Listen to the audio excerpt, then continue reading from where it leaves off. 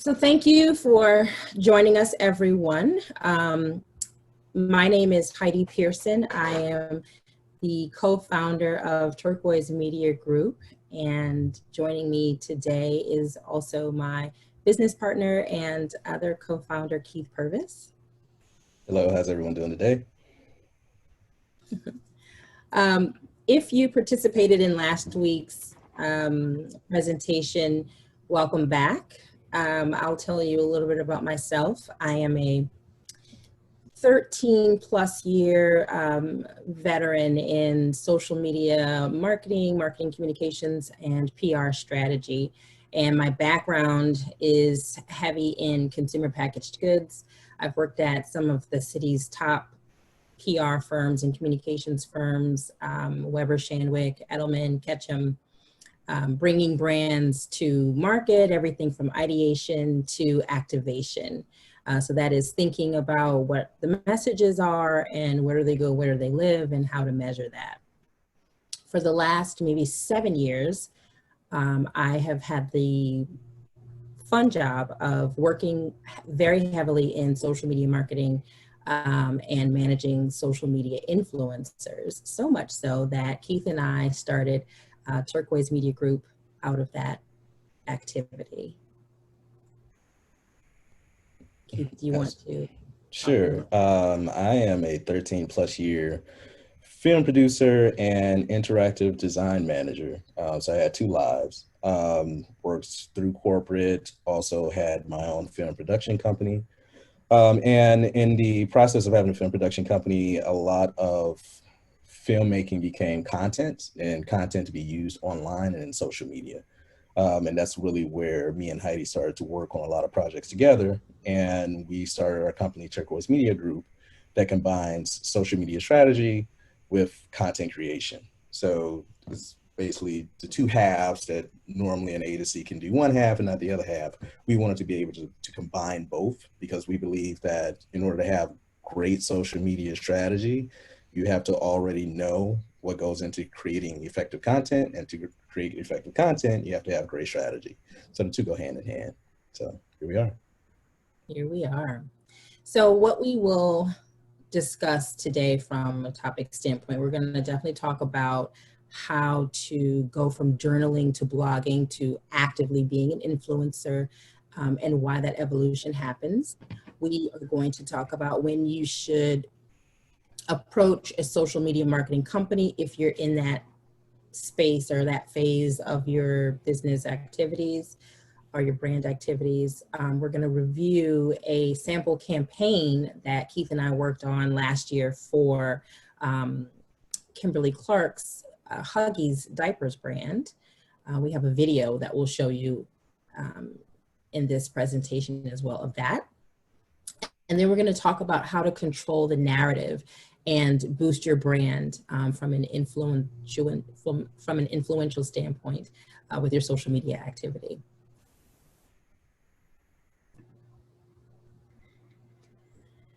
So everyone is an influencer, and taking some real time to invest in the audience that you are influencing is a great idea, whether that means spending money on a campaign or spending some very valuable time really getting to know and understand that audience intimately.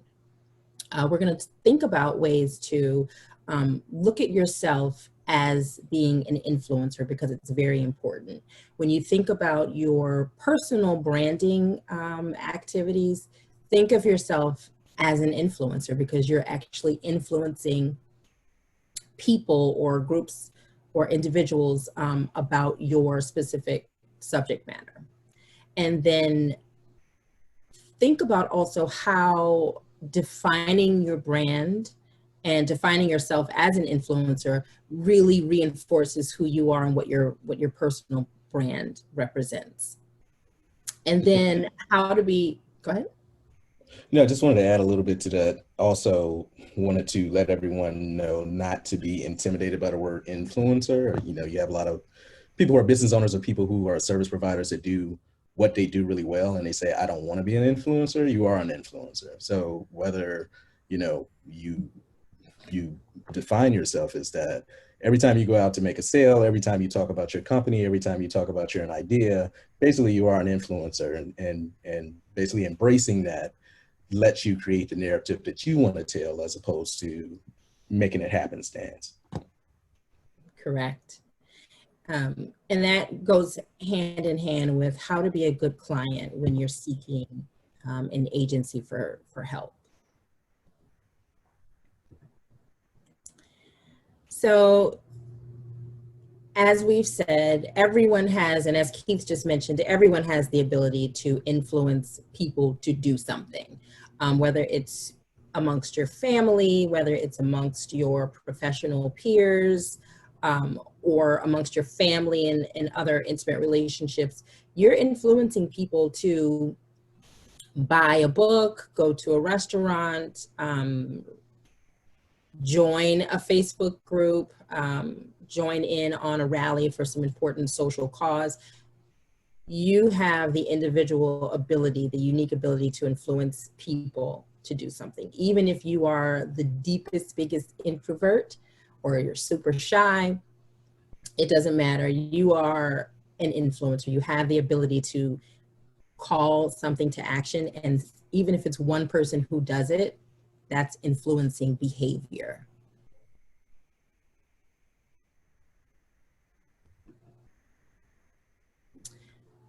So how to find your voice as an influencer when you are, let's say that you're new to your journey and you are looking for ways to engage your audience via social media with what kind of content, what kind of posts can I post that can spark conversation, get people engaged, maybe cause a reaction.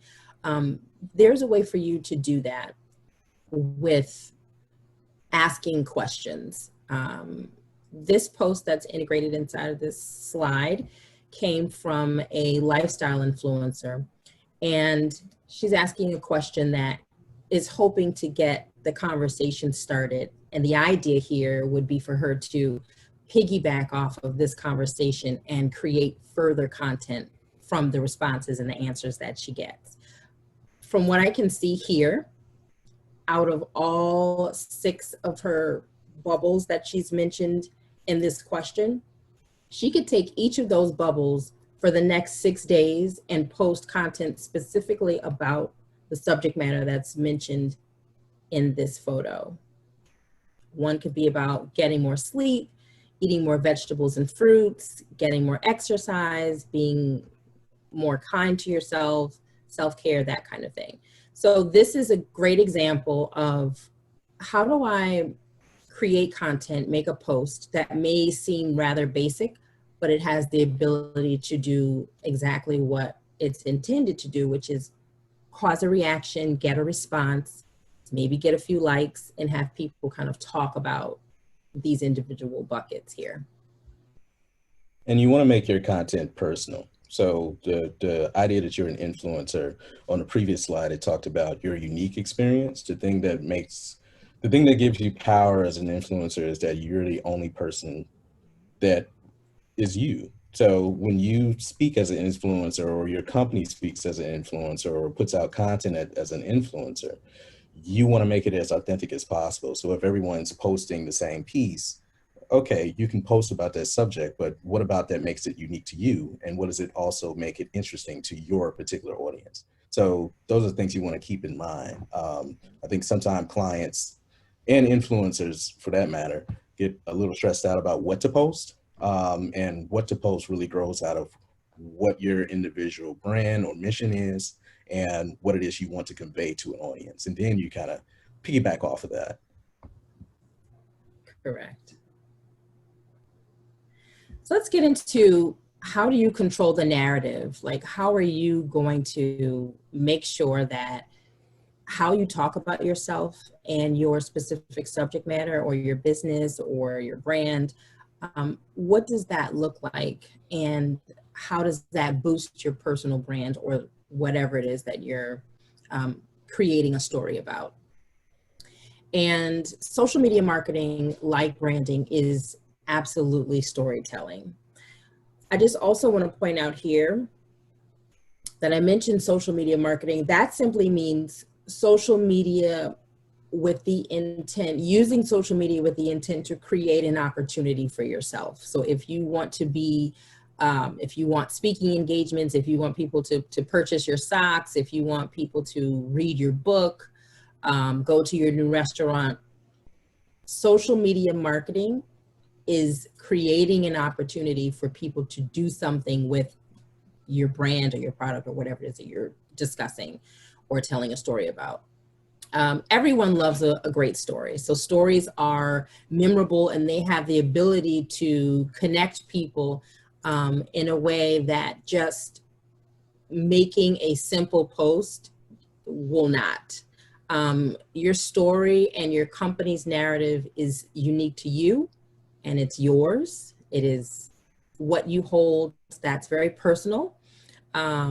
That no one else can tell that story except the way that you can, except for you. Many companies and individuals make the mistake of thinking that you can only communicate with your audience with social media when you reach a significant milestone, meaning, oh, my audience won't listen to me. I only have 50 followers. They're not really checking in with me. That's not true. My belief is that if it is 50 people that are totally and truly engaged with you, those are 50 specific key people that are very important and valuable to your brand story, because those are 50 absolute ambassadors and evangelists of what your story is all about. So those people are beneficial to you beyond what you would think. It's not true. You don't have to have 5 million followers to really get your point across. You just have to have the right audience that is totally engaged and connected with you. But social media is about the full story that you want to convey. So a few tips on telling your story effectively is be relatable to your audience. Be able to connect with your audience in ways that they feel like you're actually talking with them and asking them to have a conversation with you, as opposed to you just talking to them. You're talking with them about things that matter to them and that they feel connected to you about. Expand your idea of what to post. Just like the previous slide, the one post that this person made and how I talked about they could take each of those bubbles for the next 6 days, post one time a day, and just expound on each of those nuggets. Repeating the same product shot, like if you're selling socks or a specific makeup brand or a book or a bicycle or whatever it is, if you're continuously posting these items, buy my item, buy this from me, I have a sale today, that's not connecting with your audience at all. And it's not really saying much about your brand. It's not telling a story at all. It is looking disconnected and forced. And that's exactly the opposite thing that you should do when you are, when your goal is to tell your story and to own your narrative about your brand. Share other content from other people that you are inspired by. Communicate what you're passionate about, what you find frustrating. I think authenticity here, and it's a buzzword and a lot of people have heard it over and over again, but it's really true. People can tell right away when something feels inauthentic, and authenticity is the absolute way to go, especially now that we're all dealing with so much with our global health crisis, that people just want to feel real, hopeful, emotional things that are helpful. They want to be connected to something that just feels a little bit more normal than what we're currently experiencing right now. You always want to communicate in a way that brings it back to you and the thing that you're offering. So there's a way to talk about, if you sell bicycles, there's a way to talk about things that you can do throughout the day to step away from Zoom meetings and step away from your computer, take 5 minutes, have some physical activity. Our selection of bicycles, blah, blah, blah. Like that is how you can connect it back to your brand without saying, buy my bicycles. Those are things that are helpful to really connect audiences, ask questions about what's their favorite route, how long are they stepping outside of physical activity, give us your fondest memory as a child about your first bicycle experience. Those are things that connect your audience in a way that's emotional and takes it back to what your offering is if you're selling bicycles. And then finally, think about your endpoints. These are places where your audience who's seeing your posts can enter in your story. So again, asking a question about what's your fondest memory of your first bicycle. That's an in question where then they then respond with whatever that memory is. Anything that's interesting to your audience and that introduces your audience to what it is you're offering, but giving them a different perspective and a different take on that situation is a great idea.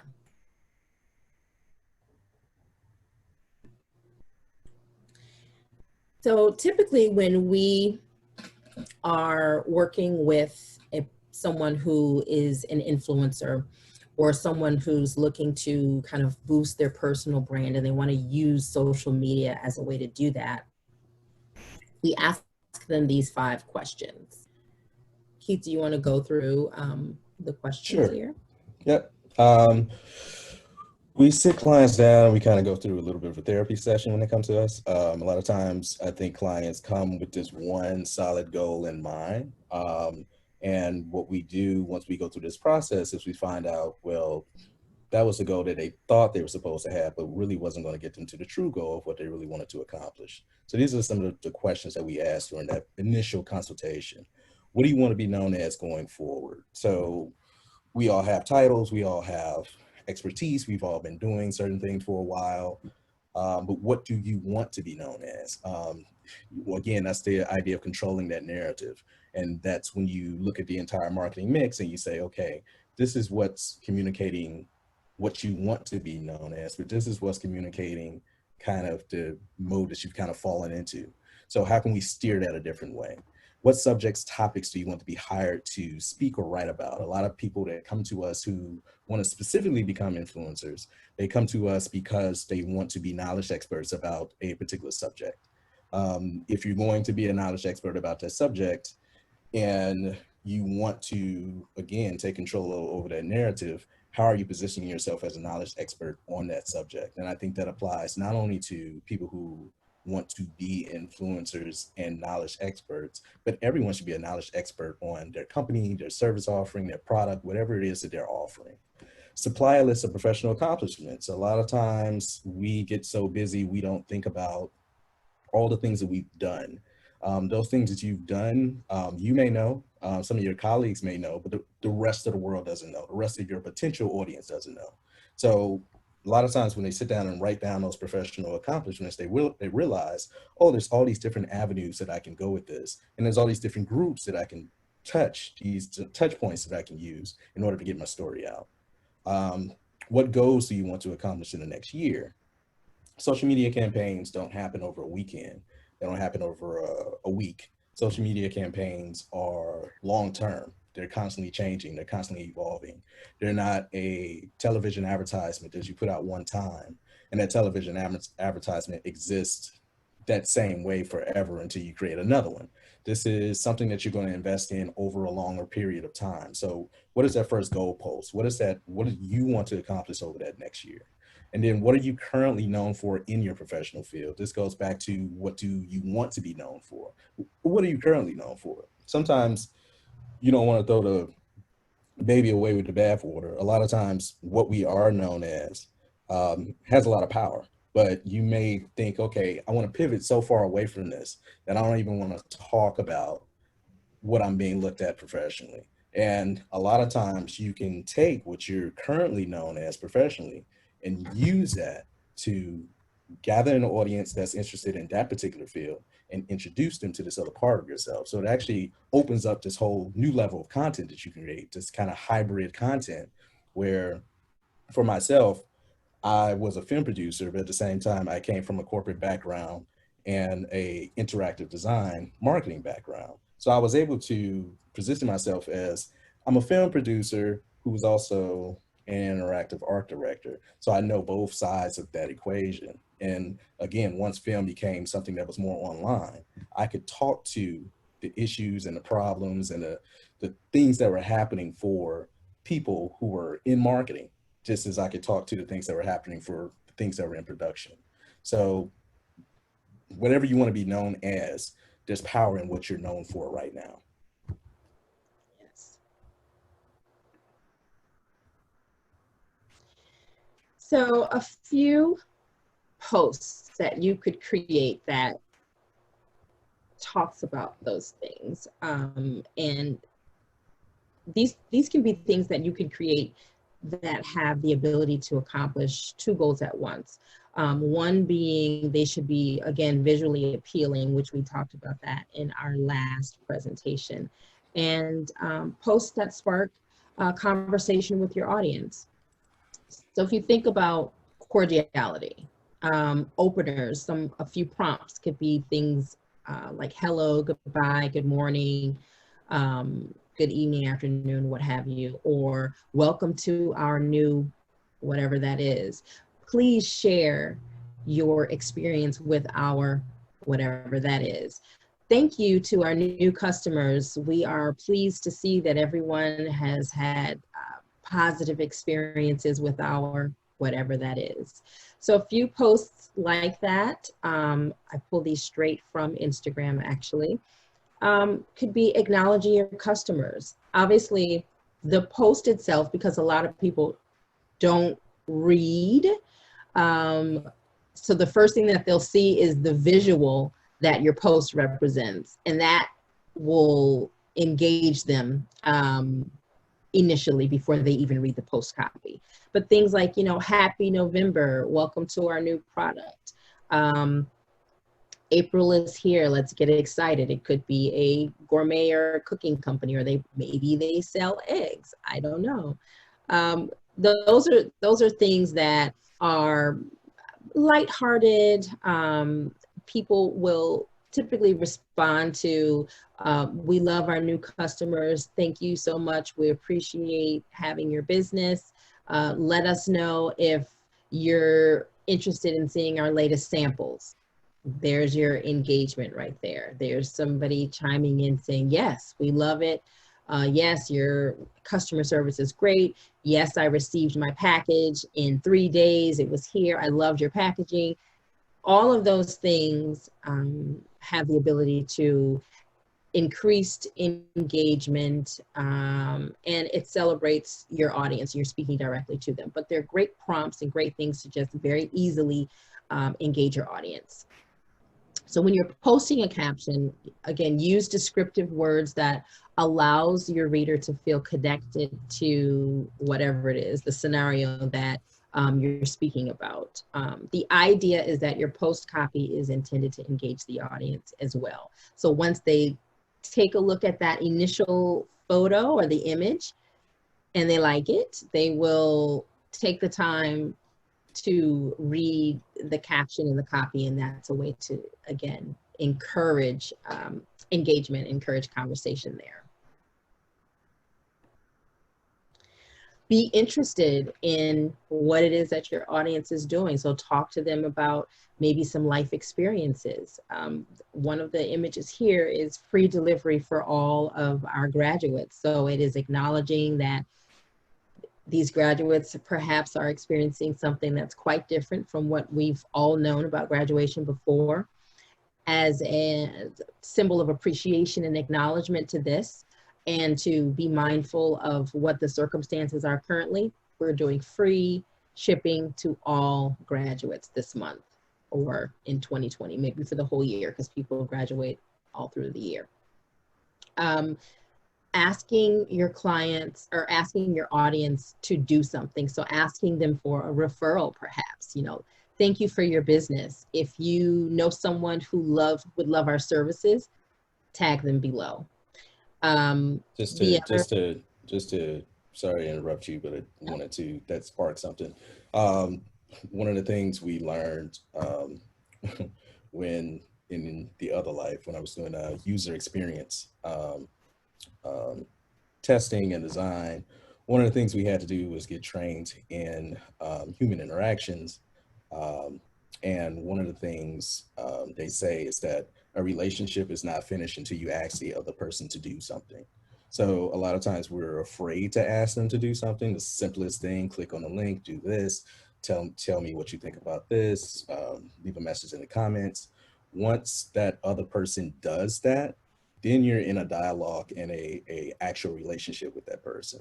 So that person is no more just a casual observer. They're actually someone who is engaged with you and your story and your message. So you definitely want to ask them to do something, and don't be shy about asking your audience to do something. No matter how small it is, ask them to do something to get them involved.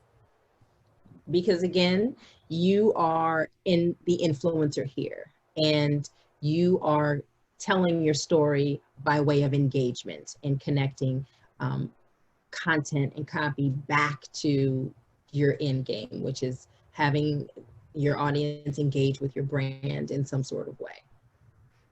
People love to talk about themselves. So again, like Keith said, ask your client, ask your audience, what was your experience? We'd love to hear from you. People want to talk about their experience, whether it's good or bad. They want to talk about themselves and how and what their experience has been with your brand or your product or whatever it is that you're talking about. So a few prompts to consider that are likely to, again, encourage engagement. Things like tell me about or tell us about. We want to hear from you. Do you have a great story about? Meet our ambassador. We think he or she is really great because we're celebrating this person. So again, another way to talk about your brand, talk about who's connected, celebrate that connection with with your audience at large, and bring it back to your brand story and why it's important.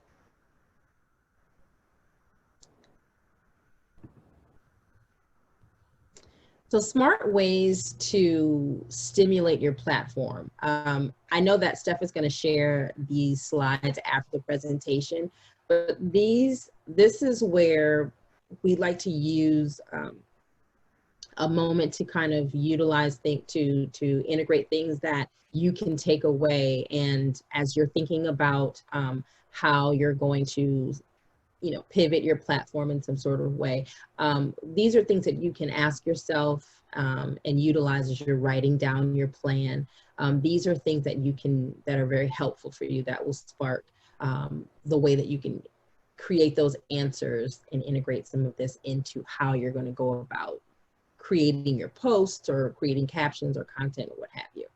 So consider the following.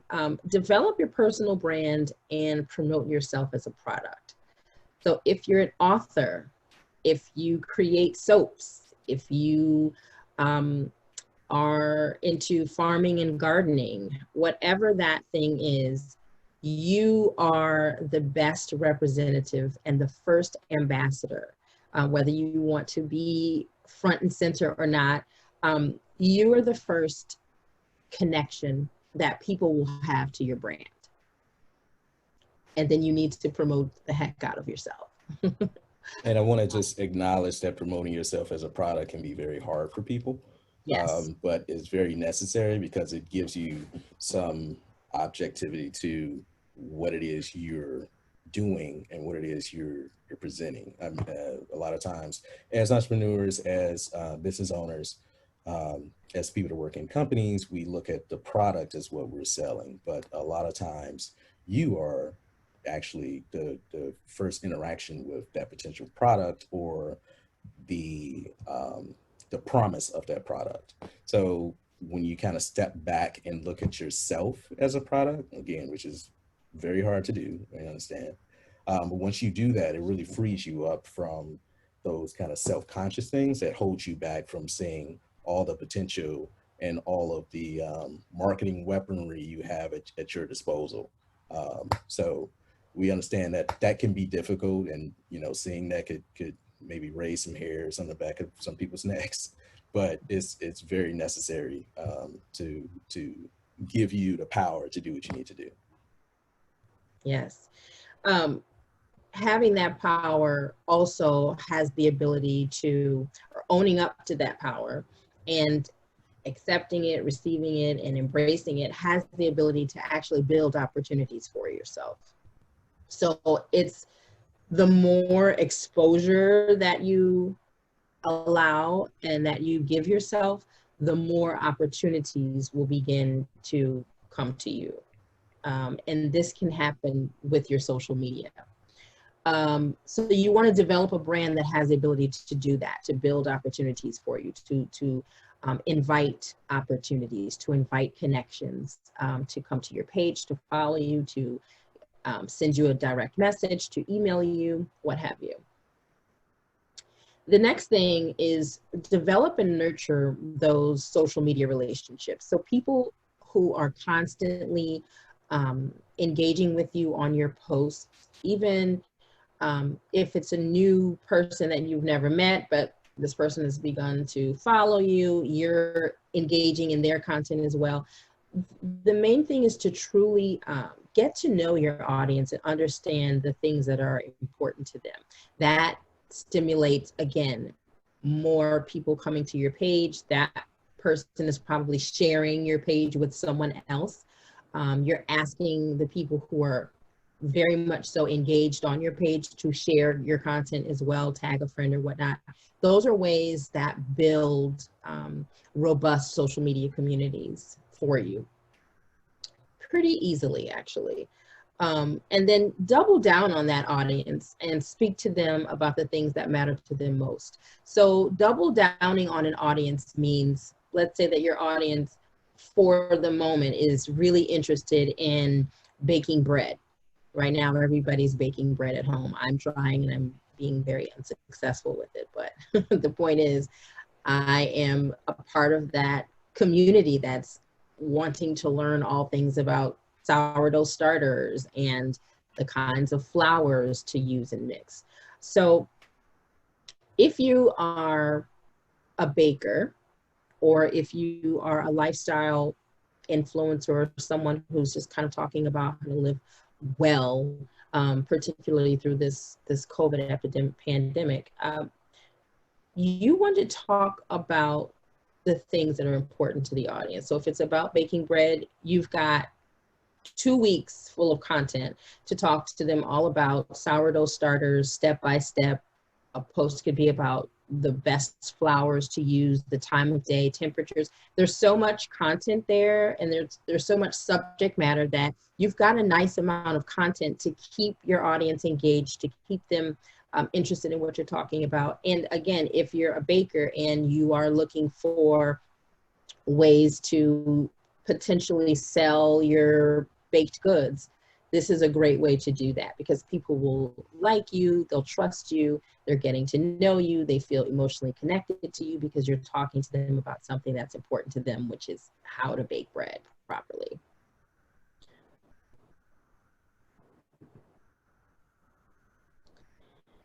So when should clients approach social media marketing companies versus going internally and doing these things themselves? It really depends, is the most honest answer, based on your individual circumstances and your resources and the goals that you're trying to accomplish. Like, what does that vision really look like? And what are the steps that you need to take to get to see that vision through with your social media activities and with your personal branding activities as well? If at some point during your vision reaching, goal reaching, strategy reaching journey, you get to a point where you're saying, now is when I need to elevate a certain aspect of these activities, that's when you ask yourself, how much help do I need to which degree and what level of support am I looking for, and what are the resources that I have realistically that I can make these things happen. And there's a reason why you would engage an agency versus doing things internally. And it's really a matter of where you are in your journey and resources. So for instance, the agency team is going to bring more professional knowledge to how to use social media to accomplish your goals. So as opposed to getting one person, you're getting a team of sometimes 3 to 4 to 5 people or more.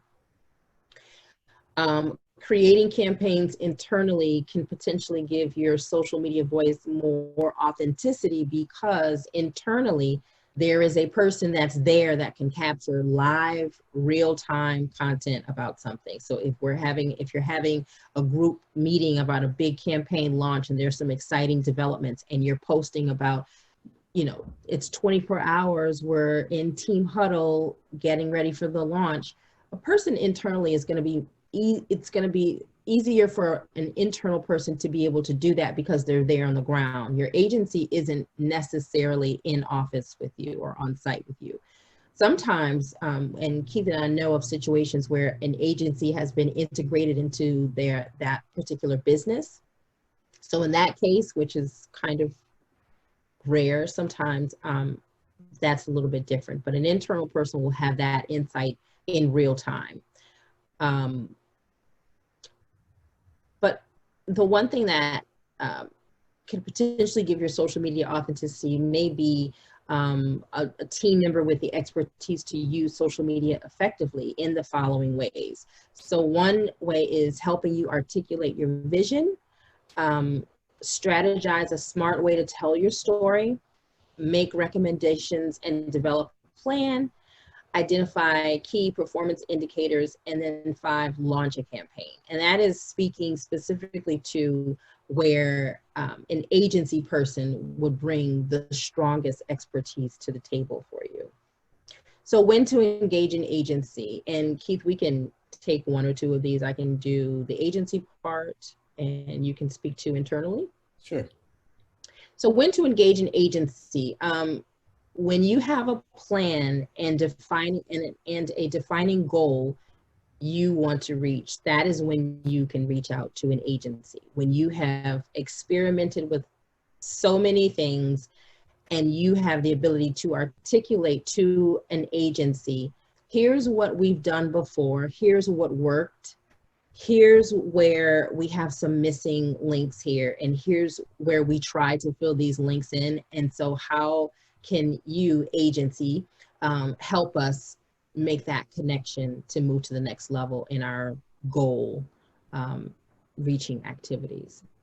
The next thing when it's good to engage an agency is when you have a set budget in mind, and it could be big or small, to use specifically for a social media campaign.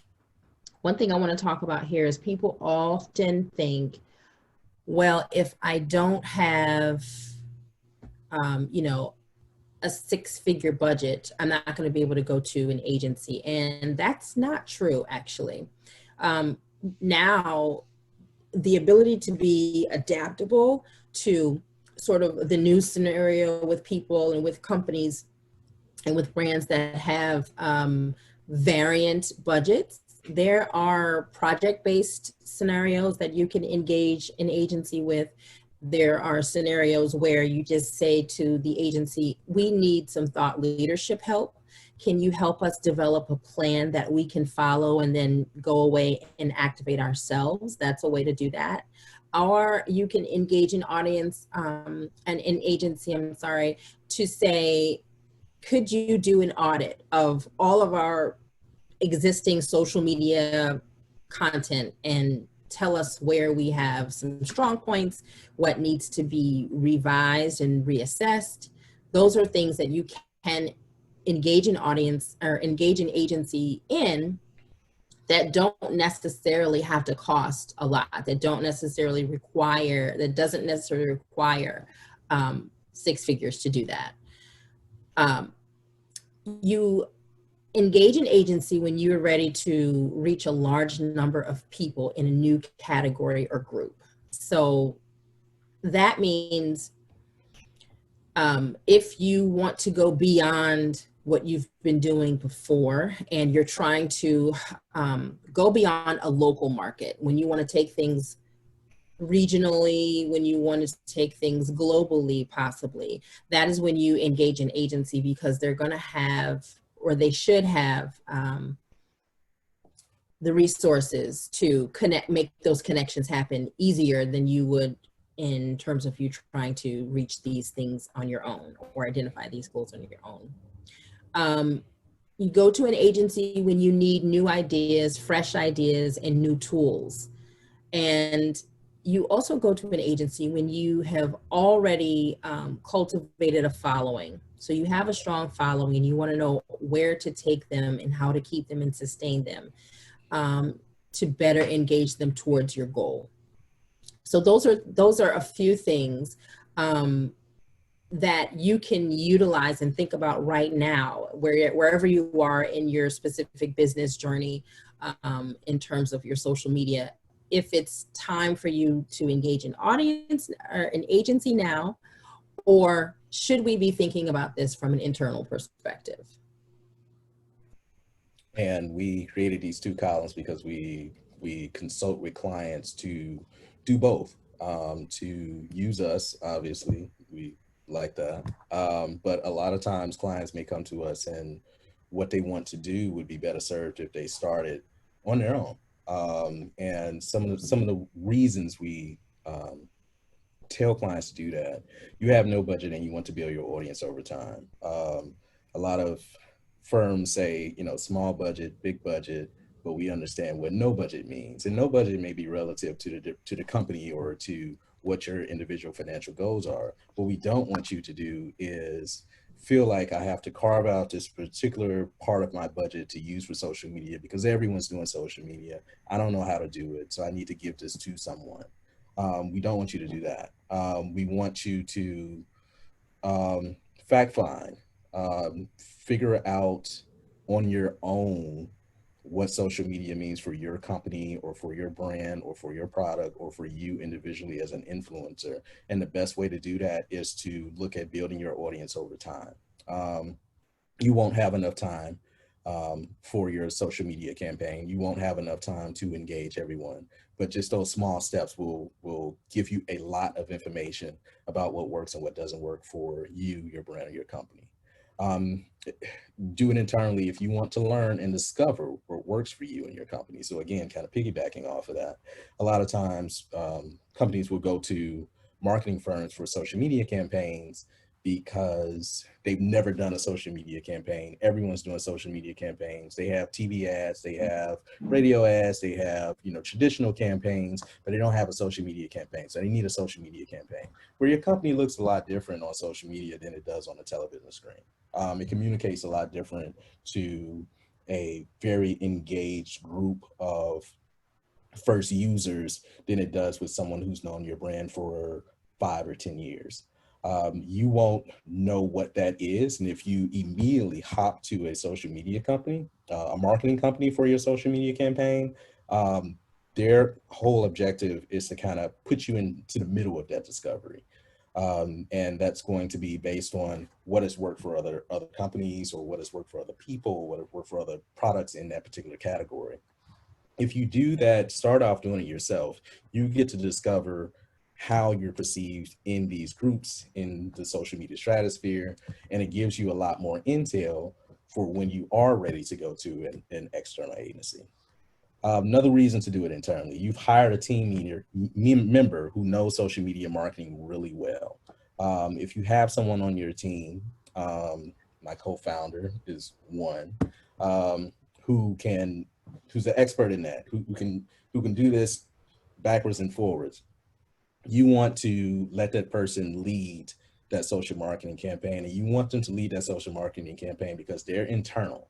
So because they're internal, again, here's that word, they're going to be authentic with the messages that they give out to their audience, your audience.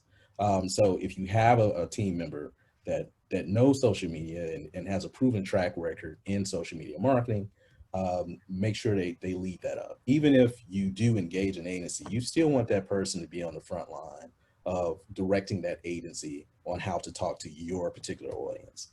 Lastly, you start internally to fact find information about your brand and your customers. So not only about your company, but who is out there. A lot of times you want to see for yourself, and a lot of times with a larger agency, it might be harder to see that because there's so many layers. So they're, again, plugging you into something that already exists. You want to kind of go out there and kind of see what is out there. And once you get that intel, you can take that back and say, okay, we understand that this is kind of working. This is definitely not working. We're still confused over here, but we have a little bit of information that we can go to an agency and say, hey, this is what worked, this is what didn't work, and this is where we want to go. So those are just some of the reasons broken out why you would do one over the other. And like I said, we advise clients to do either or based on their own particular situation.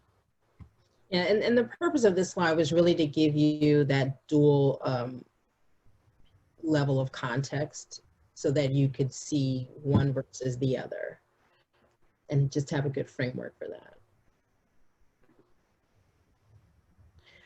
Before we get to the questions, we did want to go through and show you a clip of a campaign that we did. Do you want to, I know I was supposed to, and this is my fault, I was supposed to bring that up a lot earlier, but, but do you want to do it toward the end simply because to allow, you know, a lot more questions? Over at 12:51, so I know everyone's got to get out of here at 1:30, so maybe we do that at the end just to kind of make a point, and it might, and the questions may spark some more information about that as well. Sure. Did anyone have any questions on kind of what we've gone through here? Please use the chat if you haven't. Yes.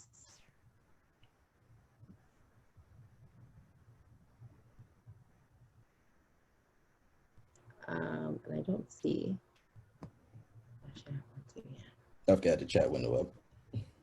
Okay. Feel free to, if there's a slide or particular slide that you'd like me to go back to, I'm happy to do that if you had particular questions on something that was presented here. Not seeing any questions, so you can go ahead and we can run the, oh wait, there is one. Okay. How does one market themselves as a product, resume, bio, etc.? How to present online? Actually, Heidi is great at this. One of the things Heidi didn't say is that she was kind of one of the pioneers that were helping create contracts for influencers once influencer became a buzzword. So she's gone through this exercise a ton of times. Another, I see two more questions, Keith. Yep, maybe we go to that one. I'll let you go ahead and answer that one. How to present online. So how do you market yourself as a product? Sure. So now, is this pertaining to on social media specifically? Because there's a couple of ways that you can do this. And I can't see the questions, Keith, so if you could read them to me. Oh, sure. Yeah, I'll read it again. How does one market themselves as a product? Resume, bio, etc. How to present online. I would take it just from the standpoint of social media, just for timing reasons. But yeah. Okay. So. And Sharon says yes on social. On social. Mm-hmm. Okay. So. Thank you, Sharon. Thank you, Sharon. LinkedIn is a great place to start. And I have to say, I love Instagram. So Instagram can be used in so many ways beyond the glorified selfies that Instagram is so widely known for. When you are branding and marketing yourself on social media, you want to think about your content in a way that, again, visually tells a story about who you are and what it is that you represent, and obviously expounding on those specifics via your captions. A couple of ways that we've done this for people in the past is we've created social media campaigns for them in a way where there is a video. Everybody is excited about video. Video has been known to receive the highest level of engagement. And so having something that gives that filmed video perspective, that is a story that people can see you in action, that they hear you speak, that they are looking at you, is a great way. Coming up with campaigns, one in particular, we worked with a woman who is a mental health and wellness expert. So we came up with a campaign called, I think it was entitled Be You. And her campaign involved an email marketing campaign and an Instagram specific campaign. One part of it was her video series, and we asked her 5 different questions related to her subject matter. After she told us her story, then we were charged with helping her articulate what does her story, how does it convey her vision, her mission, why is she so passionate about mental health and wellness, and how does she help her audience at large. So we asked her 5 questions. Each question was a separate video story series, if you will. And in an email campaign, we utilized her internal email list from, college professors to people that she's worked with, family and friends as well.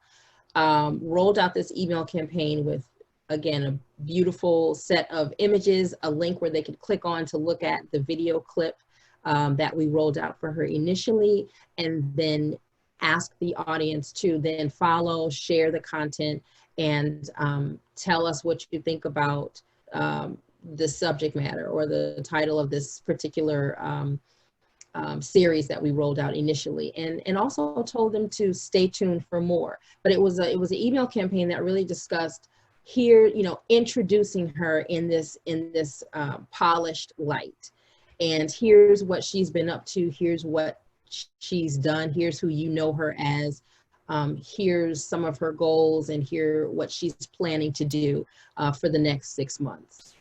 So that's having a campaign that is a way to tie your internal audience, meaning people that you already know. So your email list, if you will, make an email campaign that celebrates everything that you've done.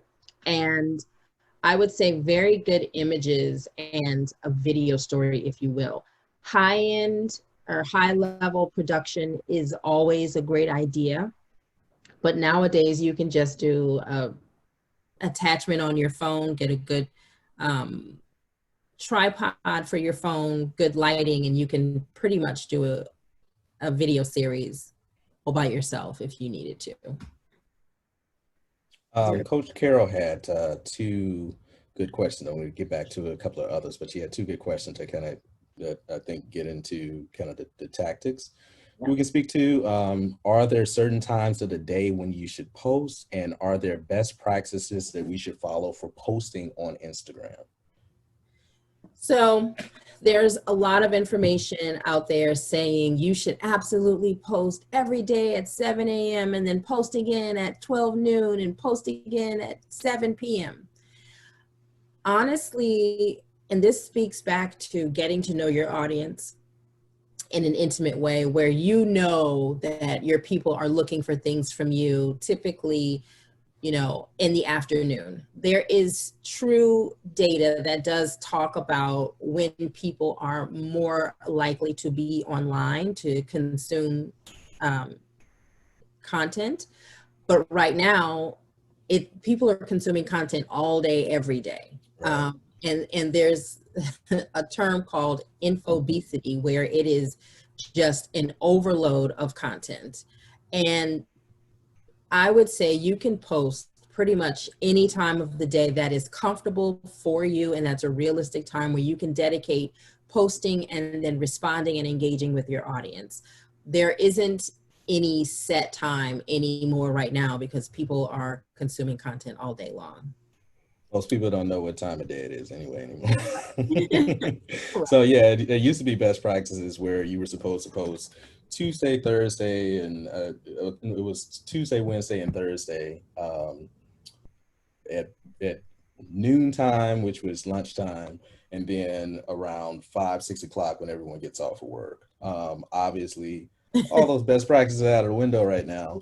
So it totally varies, but you know, I piggyback off of what Heidi says. It really, you have to know your audience, and you have to know when they're looking at content. And again, you know that from trial and error. You know that from putting things out there at different times that may make sense for your particular audience. So.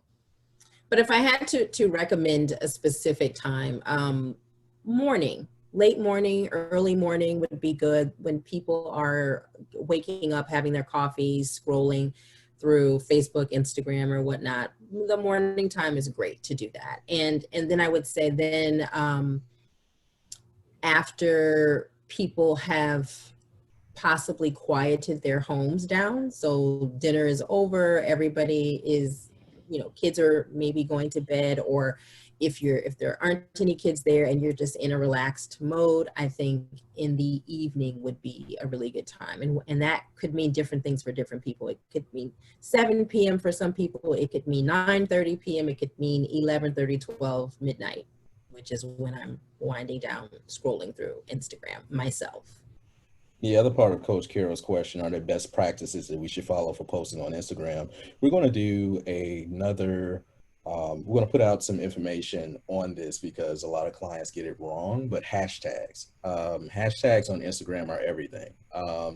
And it's a science to it. And it's a science that becomes very specific to, again, what your audience, who you're trying to reach. All of those things. So the way to use hashtags, the type of hashtags you use, a lot of people think if you just put 100 hashtags in there, it'll be covered, but it's actually a lot of times that works against you. So hashtags are everything on Instagram, and knowing how to kind of play that game with hashtags will boost you. This is just the simplest thing that can take your campaign from here to here. But it is a science to it. And it's a good tool for measuring the success. And then I know in one of the slides I talked about identifying key performance indicators, which are KPIs. Those are things where you say, I'm going to roll out a social media campaign. We're going to use a customized hashtag, which is something that is not broadly or widely used, and then we're going to integrate other hashtags in the campaign that are popular. Those are ways for you to identify what do we want to determine as a moment of success in this campaign. So that could be more shares, more people posting an image or doing whatever it is you're asking them to do in the campaign using your customized branded hashtag, and then they're hashtagging other things. So like what's going on in the social media world in this particular subject matter that we can identify and say, this was successful, this didn't work. You know, there weren't very many people in this category responding. There were people in this category that we didn't even identify, but the unidentified category was super receptive. So those are things that, you know, once you sit down and ask yourself a series of questions that we've integrated in a few of the slides here, and also what you'll see in the ebook that you'll receive as well after this, those are things that'll help you answer those questions and just kind of guide how and what to post. I'll also say this to Coach Sharon, Coach Carol, I'm sorry, having really good images on social media, that would really go far for you. You don't have to go out and buy. Can I what? No, I just wanted you to explain, because this is the question that comes up a lot. What is a good image on social media? Yeah, so, and I was going to say, you don't have to go out and buy an expensive camera. You don't have to go out and buy all of this equipment. One really good thing that people should understand about what's considered to be a really good image on social media is something that is describing a mood, if you will. And I say that because I am known for shooting what is considered bright and airy and energetic images because I love natural sunlight. I prefer to use natural lighting as opposed to artificial light. A, because I'm not a lighting designer. I have a great deal of respect for people who are lighting designers because I think it's everything. But I don't have that ability to do that. And a lot of times I'm shooting content on my own. So natural light, something that is bright and that's clear, utilizing elements around a subject that you're trying to shoot, is on, setting a tone, setting a scene, if you will. And it doesn't have to be just a big wide room. It could be something very specific, and you want to get a nice tight close shot. Those are the things that help your images tell a story before you even write any kind of caption out. So I would say clear, bright images.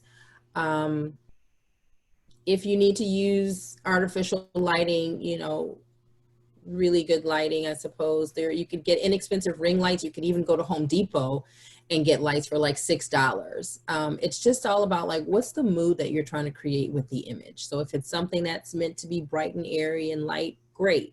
Utilize natural sunlight if you can. A window sill is always a great option. Outdoors is always, if you have a patio or some small space outside in a parking lot, honestly, you could get a really good shot. If you're trying to convey something that's a little dark and moody, again, playing with one light fixture. If you're trying to get something shadowy, you can take a lampshade off of a lamp and use that, or you could keep the lampshade on the lamp and turn the lampshade certain kinds of ways. So there's all kinds of ways to get a really good image. There's also a time of day called the golden hour, and that's typically about, I would say, it says golden, I mean, they call it golden hour, but it's really like 30 minutes of this beautiful goldeny orange sunlight that happens. And again, you can get that in a windowsill, outdoors, however you can capitalize on that moment of the day to get that image to look a certain way in that light, that you could do that. Using a phone for great pictures, you can still use phones for great pictures. There's all sorts of phone attachments that you can purchase inexpensively that will do the job pretty great. So I hope I answered your question, Coach Carol. Carrie asks, how do you navigate permissions to tag people, companies, etc.? People are always pretty receptive and open to being tagged and acknowledged. It all depends on how you're mentioning them and how you're talking about them. So I often will post something regarding, I read a lot of books. So I often will post like a lunch shot of a salad that I made with the book that I'm reading, and I'll tag the author in my post. So again, people like to be tagged and celebrated and included in your posts. Tagging people, it's not a bad thing. I think the problems have been when people are taking other images that don't necessarily belong to them and then claiming them as theirs and not tagging the photographer or the person that originally is responsible for the image. That's where challenges can come. That's where challenges can appear. And using music in an Instagram post, nowadays you absolutely have to say, I do not own this music, because of these new infringement laws where you could technically get sued for using other people's music without acknowledging that person. because the idea is that you're trying to sell something utilizing a body of work that was done by someone else. So I would steer clear of using music that's not original to you, that doesn't belong to you, but just using that language in your post, you'll be safe. Also, what we do is we'll reach out to the company beforehand, depending on what the product or service that we're marketing is, Yes. because obviously, I mean, some of it's common sense. Obviously, if you're tagging a competitor, that might not be a good idea. Right. But if you're tagging someone that's going to offer more exposure to that product, or you're just excited about that particular piece that you have in your post, sometimes we'll contact the companies beforehand and say, hey, we really love this product, or we really love this, whatever it is, and this is what our company does. Would you be okay with us tagging or showing something from that company in this post? And a lot of times, depending on what it is, we actually have created partnerships with people in that way. So it's they say, well, this is great, this is free advertising for us, and then it creates a larger and longer relationship. So it doesn't hurt to ask a potential company or person whether it's okay to tag them. A lot of times you'll be surprised. I want to add something else to that. I saw another question pop up, but when you're tagging someone in a social, in your Instagram post specifically, add their name to your hashtag list, because then it allows other people who are interested in this person or whatever it is that you're tagging. When people are searching hashtags, they're searching hashtags like Google. So your content could very well fall into how they are discovering your page or your post, because you're hashtagging this person or this thing or this company. So that's another good idea. I saw a few more questions come up, Keith. Yes. Coach Carroll has another question. Is it a good idea to repost someone's post to engage your audience? And my answer to that would be depends. Actually, Yeah. it if you're reposting someone's post, giving credit to that person or that company, but it's also in line with a message that you're trying to give out, I think that's great. Social media is a community, so you can't be sealed off from everything else that's going on social media. That's the same way for anything else in the world. So, and a lot of times you don't have to reinvent the wheel. Sometimes it's a conversation that's going on about someone or a company's post that you want to be involved in that conversation, or you can give a different take on it. So reposting other people's content is actually a good way to flesh out your social media campaign. I would say don't just repost, but offer some type of perspective on it. And again, a lot of it is common sense. If you're reposting to challenge someone, you're probably going to get a different response as opposed to reposting to co-sign someone, or co-sign a sentiment, or what someone's doing. And again, it's on a case-by-case basis. If it makes sense for the message you're trying to convey, Yeah. great. If it doesn't make sense and it can potentially cause a conflict with whoever you're kind of reposting post for, I would steer clear from it. Another question? Joshua had a question. Besides social media, what are the other spaces online to present, share yourself and your stuff? So this is a good question, because social media is not an end all be all. So don't think a social media campaign is the only campaign you're going to do. Social media campaigns they're getting better at this, but especially like Instagram, they have really bad conversion rates simply because of the way they're set up. So you can't put a link in like a social media post unless it's an advertising post. You have to go to the link in the bio, and then you click on there, and you might go to a link tree. So there's a lot of different steps that a user has to take in order to get to you to a certain degree.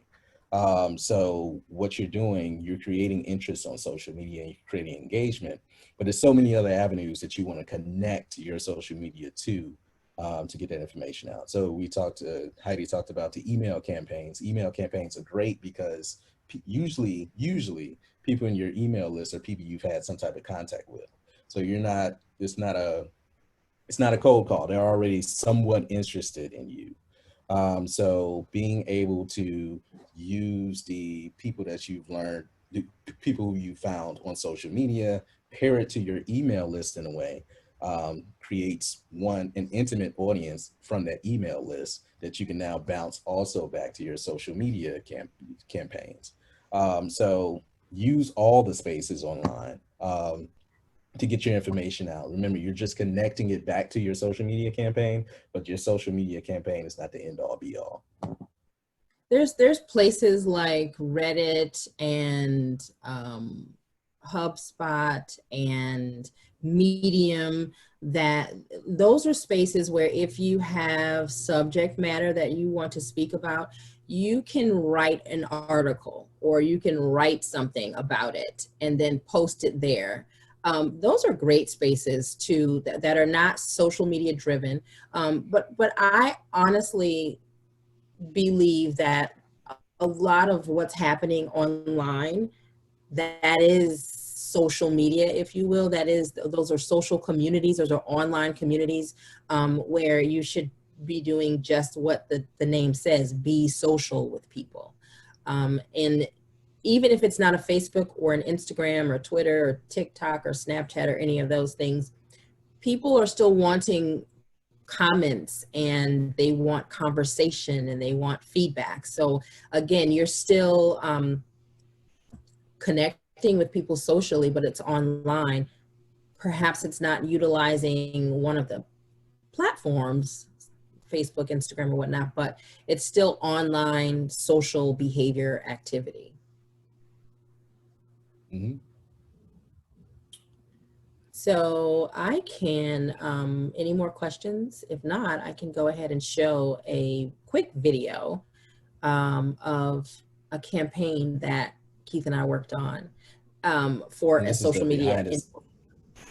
Yeah, and I was just saying, this is the behind the scenes video, kind of the culminating video, as opposed to the full campaign. But it's just, I think it's a 60 or 90-second video, but it's just a way to talk about what we mean by influencer.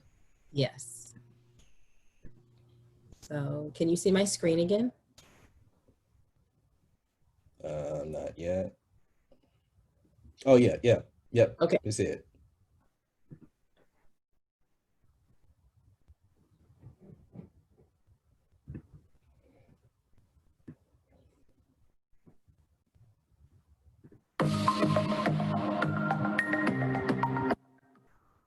I'm really about the experience and creating a moment that will be memorable for years to come. There's so many different things that inspires me. A photo, like an actual painting, or a display in a store, or what someone is wearing, or a mannequin, or a window display. Nothing more special than the celebration of babies. To bring new life into the world, to experience that joy is the most perfect gift. And to be a part of that with the parents to be, with the family, with friends, is something special. Being an influencer is an honor, it's an honor. I'm very humbled that people really admire my work, my aesthetic, my thoughts, what I think. So that is an example of a project that we worked on that the agency, so we worked on this project with Ketchum Public Relations for their Kimberly-Clark brand Huggies diapers, and it was a product launch. The agency asked for a specific rollout from Nicole Marie, who is the influencer. I'm going to interrupt you because there are actually two influencers. So one, the main influencer that the agency wanted to highlight was Nate Berkus. Yes. Nate Berkus was creating a new custom designed diaper. I almost said it. I always said the wrong word. No. You don't say Pampers when you're dealing with Huggies. They get very upset about that. So they were designing a new custom design diaper, and these custom design diapers were high end, and they're supposed to be a gift that you give to certain people that cared about designer diapers. And they were the main influencer for, baby. Yeah. yes, they were the main influencers for that campaign. The other part of that campaign was Nicole Marie, who was our original client. She was to go to New York to design an experience. So the experience was for Nate Berkus, and it was also for the other influencers from New York and being flown in from different places to come and experience this entirely new product and market and this whole thing. So Heidi was really instrumental in making sure that they understood what they had as far as, okay, you're going to have Nate Berkus, we showed this for a reason. Nate Berkus was really symbolized as kind of the traditional marketing campaign. And he's a great guy. But they gave him a lot of money, basically to show up for about 30 minutes and leave. So they only got like 1 or 2 pieces of content. He sent out a couple of messages and that was it. Nicole, who was the event designer, interior designer, she was not looked at as someone to give a lot of content. Heidi was able to speak to them and get them to see that they could follow her journey. And that's exactly what they did. So actually the campaign ended up having more traction through Nicole than it actually did through Nate Berkus, which was interesting, and it shows a lot as far as what an influencer can do. No one will ever say Nate Berkus, who I think is one of Oprah's favorite designers and is world famous. No one will ever say that Nicole is a bigger influencer than Nate Berkus. But for this particular campaign, the traction from Nicole was much better than the traction from Nate Berkus. So again, it's not about having a ton of money, but it was about pairing the right influencer and creating the right content and putting that together with the right campaign. So, that's kind of why we wanted to show that. And there were a lot of different pieces to that. We actually followed her, I think it was like it ended up being like a 4-month campaign when it was really supposed to be maybe like 2 months.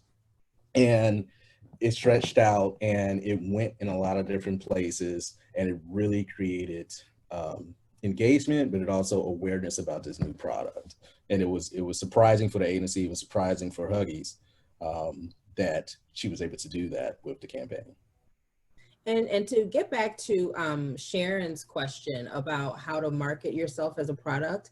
So Nicole is known for creating these amazing baby shower experiences.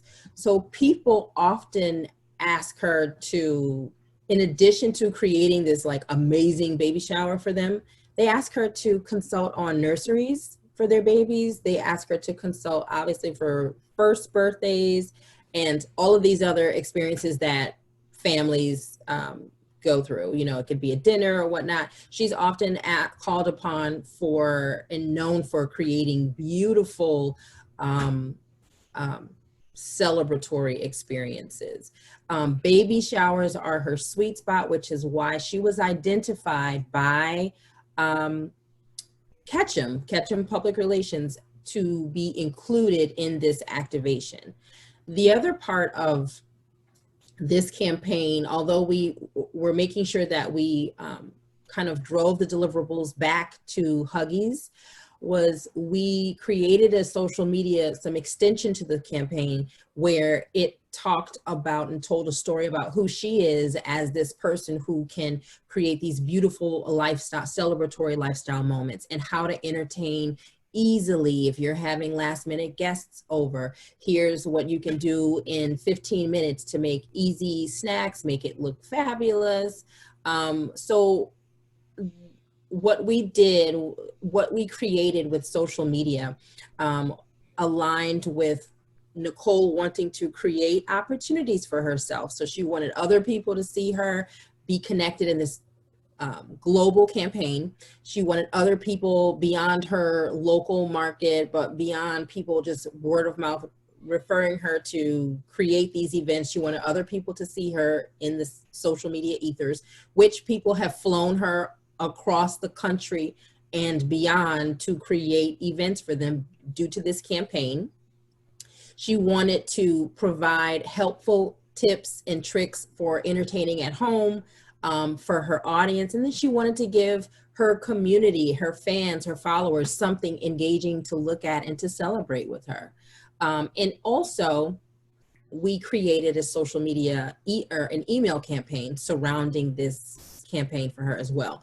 So we created a beautiful template, sent the email out to a huge email list saying, guess what Nicole has been up to? Here's this fabulous project that she just worked on. Here's what she's planning to do in the next coming months. Be on the lookout. Sign up for her email address to hear about her next events this year.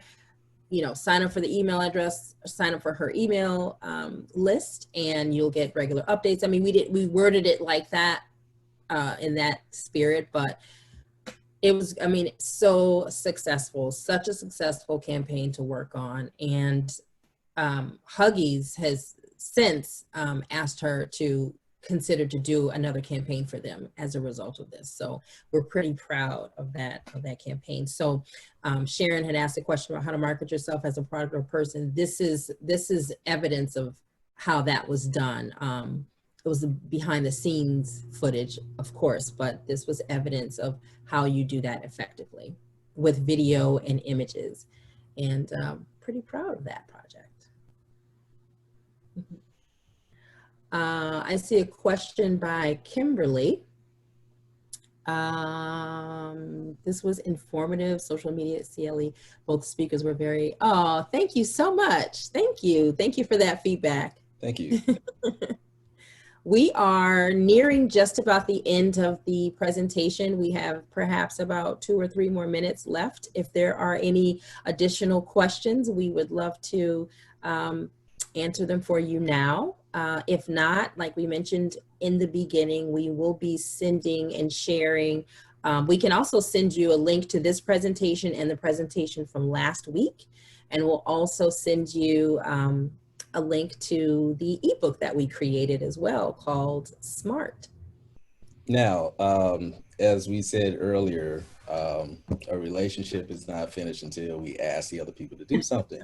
So we will ask each and every one of you to please reach out if you have additional questions, if you just want to speak through a campaign on the materials. You'll have a general email address, but also our individual email addresses as well. So feel free, please reach out if you have more questions. And thank you all. Thank you so much for spending your afternoon with us. That was great. Yes, and thanks for your questions, Coach Carol, Sharon, Joshua, Kimberly, Artie. You've got 40 names to name. Thank you, Dr. OJ. Thank you, everybody. This is awesome. And big thanks from me and Polsky. We will send out the video later today or tomorrow when it's processed, along with the ebook and the handout from last week. So this is great. Thank you guys for doing a 2-part series for us. Thank you, Stephanie. Thank you. We enjoyed it. Have a great afternoon, everyone. Fantastic. We'll see everyone next time. Take care.